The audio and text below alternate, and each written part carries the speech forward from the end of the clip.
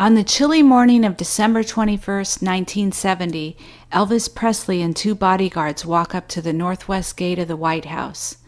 The men give a handwritten letter to a security guard requesting a meeting with the president. The letter is quickly taken inside where Nixon aides look it over. It reads, Dear Mr. President, first, I would like to introduce myself. I'm Elvis Presley and admire you and have great respect for your office.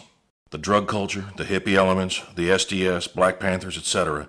do not consider me as their enemy, or as they call it, the establishment. I call it America, and I love it.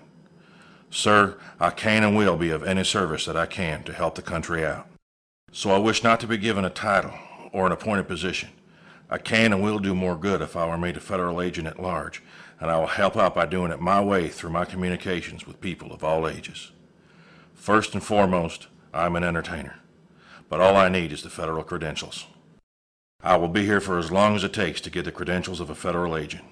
I have done an in-depth study of drug abuse and communist brainwashing techniques, and I'm right in the middle of the whole thing where I can and will do the most good.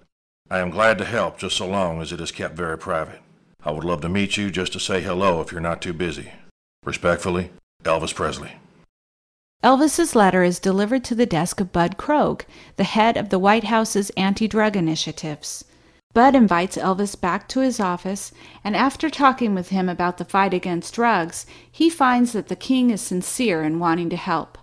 Bud types a memo to the White House Chief of Staff Bob Haldeman, requesting a meeting with the president. Haldeman okays the visit, writing a personal note on the memo. You must be kidding. The meeting is set. Bud calls Elvis and asks him to return to the White House a little before noon.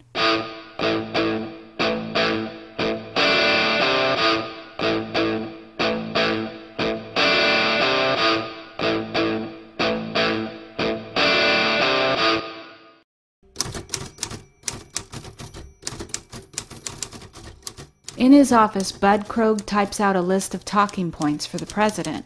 It includes statistics on drug abuse and information about the recent deaths of Jimi Hendrix and Janis Joplin. Bud envisions several projects for Elvis, such as a TV special where Elvis shows parents how popular songs glorify drug culture, the development of a rock musical with the theme Get High on Life, or the recording of a live album with the theme Get High on Life. Just after 11:30 a.m., Elvis and his bodyguards return to the White House's northwest gate, but the Secret Service won't let them in. Elvis has brought a gun with ammunition, a gift for the president. After surrendering the weapon, Elvis is allowed in, assured the president will get the gun later. Presley meets up with Bud Krogh once again, and at 12:30 they are ushered into the Oval Office. Elvis enters in grandiose style, wearing tight purple velvet pants, a shirt open to his chest, gold medallions, and a purple velvet cape. President Nixon, dressed in his gray suit, rises from behind his desk as Bud announces, Mr. President, this is Elvis Presley. Bud watches as Elvis shakes the president's hand. Hello, Mr. President. Elvis starts the meeting by sharing his family portrait, along with some police badges he's collected.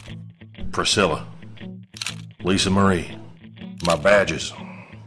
I really support what our police have to do. After admiring the collection, Nixon asks Presley to pose for an official picture.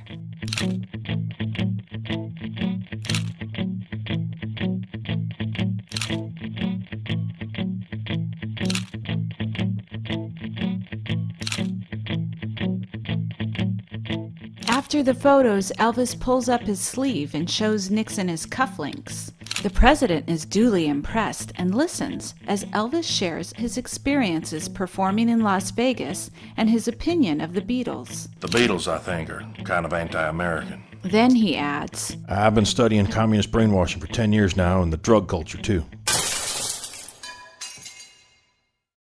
Trying to get the meeting back on track, Bud emphasizes Presley's influence with the public.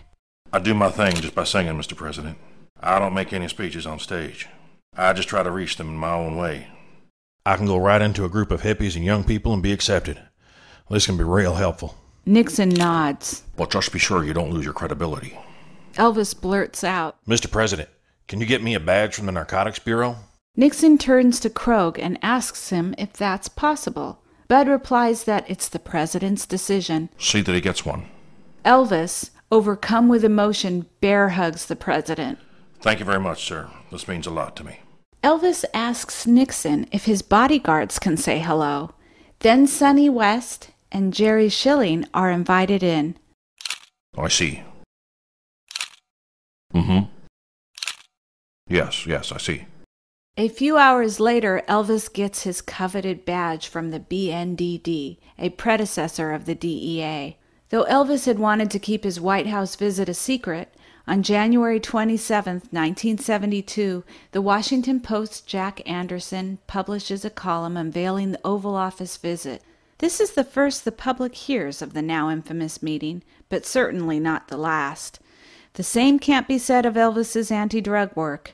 Now that he had his badge, it's the last the administration hears of the singer, who also goes on to forever deny his country his vast communist brainwashing expertise.